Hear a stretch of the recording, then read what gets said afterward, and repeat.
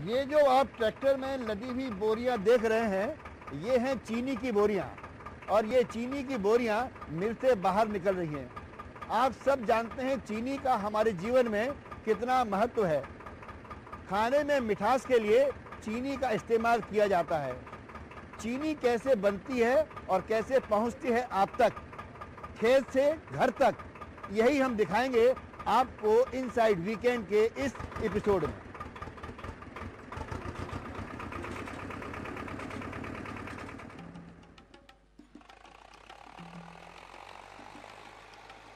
हर किसान खेती की उस विधि को जरूर अपनाना चाहेगा जिसमें खर्चा कम लगे पर मुनाफा ज़्यादा हो। खेती की पैदावार बढ़ाने की कई तकनीक समय समय पर ईजाद की जाती रही हैं। इनमें एक तकनीकी हरित क्रांति की थी। हरित क्रांति की तकनीक में खेत को रासायनिक खाद और कीटनाशकों के ज़्यादा से ज़्यादा उपयोग से अधिक पैदावार लेने की बात कही गई थी। इससे तात्कालिक रूप से तो पैदावार जरूर बढ़ी, पर इसका दीर्घकालीन नुकसान यह हुआ कि रासायनिक खादों और कीटनाशकों के उपयोग से धीरे धीरे जमीन की उर्वरा शक्ति कम होने लगी और पैदावार भी कम होने लगी। रासायनिक खादों और कीटनाशकों के स्थान पर ऑर्गेनिक कंपोस्ट खाद और हर्बल कीटनाशकों के उपयोग से जमीन की उर्वरा शक्ति भी बनी रहती है।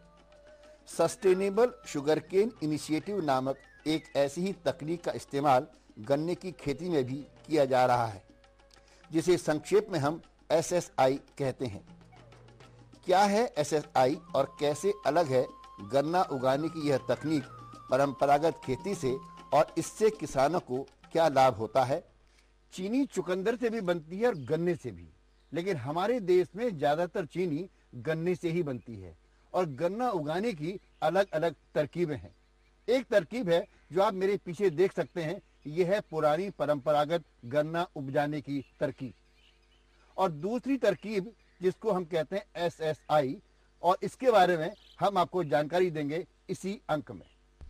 ताज़ा जानकारी के मुताबिक भारत में गन्ना उद्योग का कारोबार लगभग 300 बिलियन यानी 300 अरब रुपए का है। इस लिहाज से वस्त्र उद्योग के बाद गन्ना उद्योग दूसरे नंबर का सबसे बड़ा उद्योग है, और देश के लगभग 35 मिलियन यानी 35 करोड़ मूल किसान इस उद्योग पर निर्भर हैं।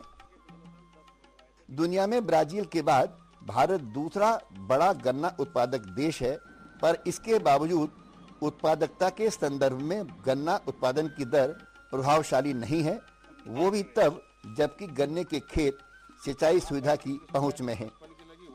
कई स्थानों में तो गन्ने का प्रति हेक्टेयर औसत उत्पादन 40 टन है, जो औसत से बहुत कम है। यही नहीं, गन्ने से पैदा होने वाली चीनी का उत्पादन गन्ने के भार की तुलना में 10% तक कम है। ऐसा इसलिए होता है क्योंकि परंपरागत तरीके से उगाए जाने वाले गन्ने का भार जरूर ज्यादा होता है, लेकिन ऐसा गन्ना कम रसीला होता है, जिसका असर चीनी के उत्पादन पर भी पड़ता है। इसी पृष्ठभूमि को ध्यान में रखकर WWF और INCREASAT की पहल पर भारत में SSI विधि से गन्ने की पैदावार बढ़ाने और किसानों को कम लागत में उपज का अधिक मूल्य दिलाने का अभियान शुरू किया गया है। भारत में इसकी शुरुआत दक्षिण भारत के आंध्र प्रदेश और तमिलनाडु जैसे राज्यों से हुई, और अब यह अभियान उत्तर भारत के उत्तर प्रदेश जैसे राज्य तक फैल रहा है। भारत में SSI तकनीक विकसित करने का श्रेय WWF और INCREASAT के वैज्ञानिक डॉक्टर विक्रम गुज्जा को जाता है। उत्तर प्रदेश में इस अभियान को आगे बढ़ाने में निजी क्षेत्र के चीनी उद्योग त्रिवेणी समूह की बहुत बड़ी भूमिका है। कहना गलत नहीं होगा कि भारत में तीसरे नंबर के सबसे बड़े चीनी उद्योग त्रिवेणी इंजीनियरिंग एंड इंडस्ट्रीज लिमिटेड ने SSI विधि से गन्ने के उत्पादन को एक मिशन के रूप में लिया है।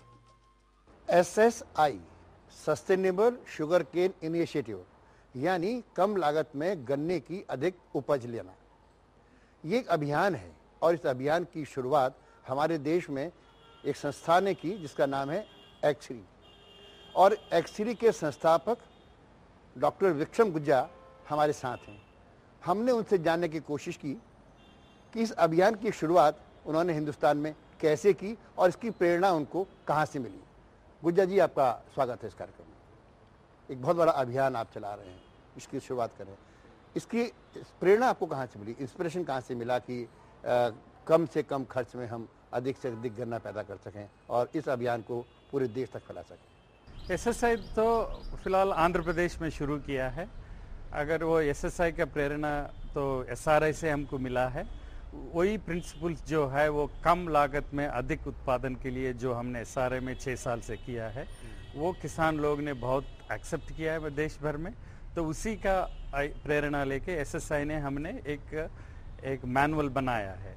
बट एसएसआई का जो है ना, बहुत सारे प्रैक्टिसेस जो है वो पहले भी था किसानों भाइयों में, बिट्स एंड पीसेस वहीं इधर उधर। हमने क्या किया, वो पूरा जोड़ लिया।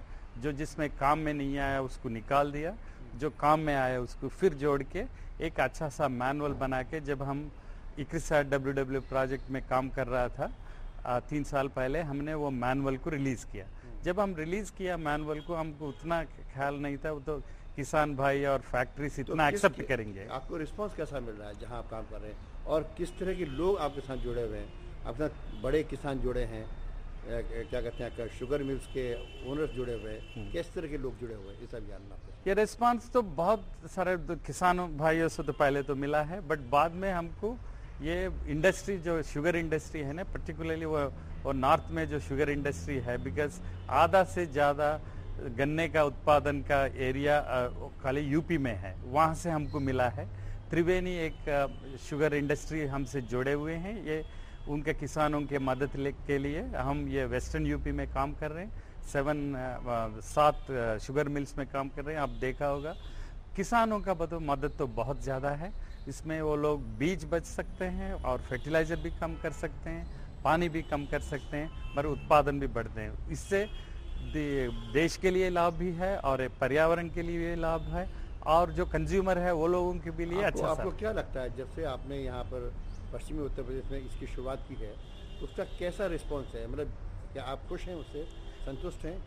हम तो बहुत संतुष्ट हैं, क्योंकि पश्चिम यूपी में तो प्रोडक्शन बहुत कम है।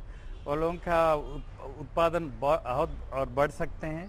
वो लोगों का मदद भी नहीं था, तो हम तो जो मदद दिया हमने किसान भाइयों ने तो बहुत उसको, वो लोग भी और आगे बढ़ रहा है, और वो किसान भाइयों और दूसरा किसानों के बता रहे हैं। आपको ऐसा नहीं लगता कि जब जो इस तरह की जो स्कीम आएगी और आगे फैलेगी, तो उसमें कई तरह की जो लॉबीज हैं, जैसे आपका केमिकल फर्टिलाइजर लॉबी है या पेस्टिसाइड्स की लॉबी है, वो कहीं ना कहीं इसमें अवधान बनेगी? 6 साल पहले जब हम WWF और इक्रिसाट में काम कर रहा था, वो शुरू किया है। उसमें भी ये भी है, तो किसानों को हम कैसा मदद करें, उसकी कम लागत में कैसा वो पैदावार उत्पादन ज़्यादा हो। शुरुआत से यही हुआ है। अपने आंध्र प्रदेश में तो हम किए हैं, बट हमने ये करें कि ये पहले जो मेथड है एसएसआई मेथड, वो बिट्स एंड पीसेस जो फार्मर्स कर रहा था, सॉरी, देन वो हमने जोड़ के उसमें तो जो खास बात है उसको हम एक मैनुअल बनाया है और एक्सपेरिमेंटेशन भी किया है। इस विधि से गन्ने की खेती कर रहे स्थानीय किसानों और साबितगढ़ चीनी मिल परिसर में कार्यरत कर्मचारियों से बातचीत के बाद यही समझ में आया कि एसएसआई विधि से गन्ने की खेती किसानों के लिए तो फायदे का सौदा है ही, बल्कि इस विधि से चीनी का उत्पादन बढ़ने से देश को भी लाभ होगा। बुलंदशहर जिले की जो तहसील है, इस तहसील में एक शुगर फैक्ट्री है साबितगढ़ की। यहाँ के लोगों ने, साबितगढ़ के लोगों ने काफ़ी काम किया है एसएसआई को प्रमोट करने में, और इसी संदर्भ में हमने बात की इसी फैक्ट्री के सीनियर केन मैनेजर श्री श्याम सिंह से। श्याम सिंह जी, आपका इस कार्यक्रम में स्वागत है। और चूँकि इस कंपनी का, इस शुगर फैक्ट्री का एक रोल रहा है यहाँ के किसानों के बीच में एसएसआई को प्रमोट करने में, तो किस रूप में आप यहाँ के किसानों को कर पा रहे हैं, इसकी तरफ आकर्षित कैसे कर पाए? इसमें ऐसा है कि पिछले 2 साल से हम अपने यहाँ पे एसएसआई का गन्ना लगा रहे थे अपने फार्म पे। पहले हमने वहाँ पे इसको ट्रायल किया, और लास्ट ईयर हमने एक बड़े लार्ज स्केल पे अपने फार्म पे जो नर्सरी तैयार की, नर्सरी तैयार करने के बाद फिर हमने ग्रोवर को आइडेंटिफाई किया और ग्रोवर के यहाँ पे इसको लगवाया। तो उसमें काफ़ी जगह हमें सक्सेस मिली, कुछ हमें नहीं भी मिली, लेकिन जिस ग्रोवर ने अच्छा काम किया उसके यहाँ पे अच्छी पैदावार मिली। जो पुरानी जो पहले आप लगाते थे और जो अब आपने एसएसआई से लगाया, उससे ऐसा है कि उससे किले ज़्यादा निकले जी, और उसके लिए जो हमारे बीच में जो जगह बचती है उससे हम दूसरी फसल ले सकते हैं। कौन सी फसल लेते हैं? ये अब तो मैं दलहन लूँगा उसमें। उसमें कोई भी किसान अपनी सुविधा अनुसार ले सकता है। सब्जी खर्चे में कितना फर्क आया? खर्चे में तो जैसे हम 1 बीघे की बात करें तो 1 बीघे में पुरानी जो विधि थी उसमें कितना क्विंटल लगता था बीज और अब कितना लगता है? कितने का फर्क है? पहले जो बिजाई कर